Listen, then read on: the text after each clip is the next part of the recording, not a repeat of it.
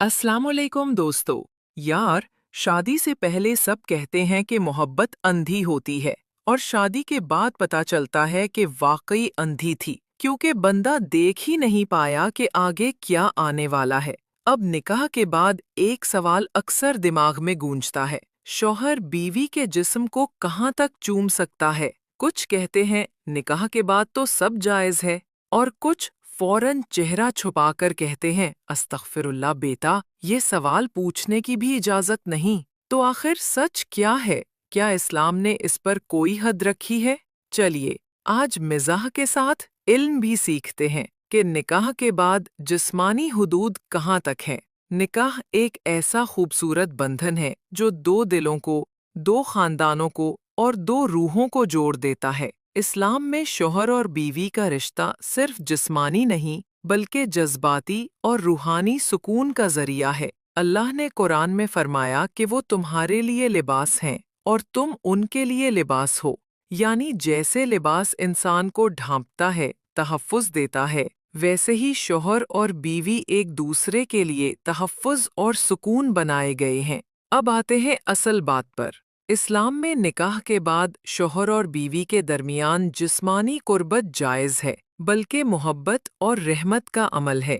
बीवी का जिस्म शौहर के लिए हलाल है, मगर उसके साथ शर्त है अदब, एहतराम और बीवी की रज़ा। इस्लाम ने मोहब्बत को कभी गुनाह नहीं कहा, लेकिन बेहयाई को ज़रूर मना किया।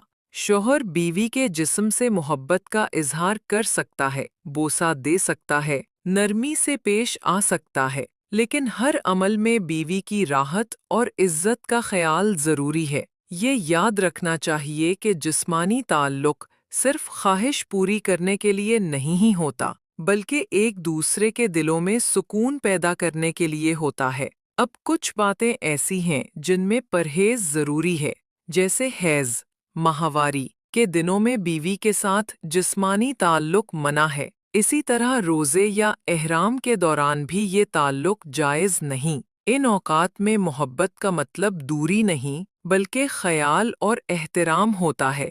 ऐसे वक्त में नर्म गुफ्तगू, ख़याल रखना और हौसला डिसाइपले ही असल मोहब्बत है। नबी सल्लल्लाहु अलैहि वसल्लम ने फरमाया कि तुम में से कोई अपनी बीवी से ताल्लुक़ करे तो इसमें भी सवाब है, क्योंकि ये ताल्लुक़ इंसान को गुनाह से बचाता है और रिश्ता मजबूत करता है। इस्लाम ने इसे इबादत के दर्जे तक पहुँचाया है, अगर नीयत पाकीज़ा हो। एक बात और याद रखें, शौहर और बीवी के दरमियान होने वाली बातें, मोहब्बत या जिस्मानी ताल्लुक़ के लम्हात, ये सब राज होते हैं। इनका तज़करा दूसरों के सामने करना सख्त गुनाह है। नबी सल्लल्लाहु अलैहि वसल्लम ने फरमाया, क़यामत के दिन सबसे बुरे लोग वो होंगे जो अपने बीवी शौहर के राज दूसरों को बताते हैं। तो भाइयों और बहनों, इस्लाम मोहब्बत से नहीं रोकता, बल्कि मोहब्बत को पाकीज़गी और इज़्ज़त के दायरे में सजाता है।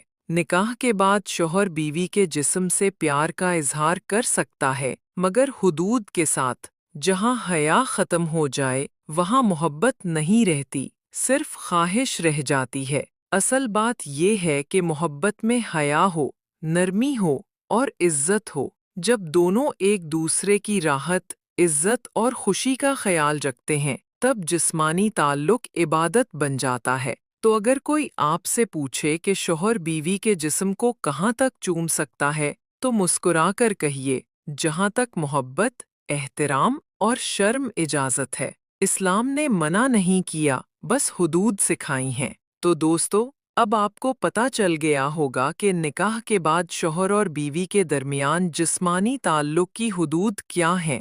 इस्लाम मोहब्बत को रोकता नहीं, बल्कि इसे पाकीज़गी और इज़्ज़त के दायरे में सजाता है। मोहब्बत तब खूबसूरत लगती है जब इसमें हया हो, एहतराम हो और दिल से नरमी हो।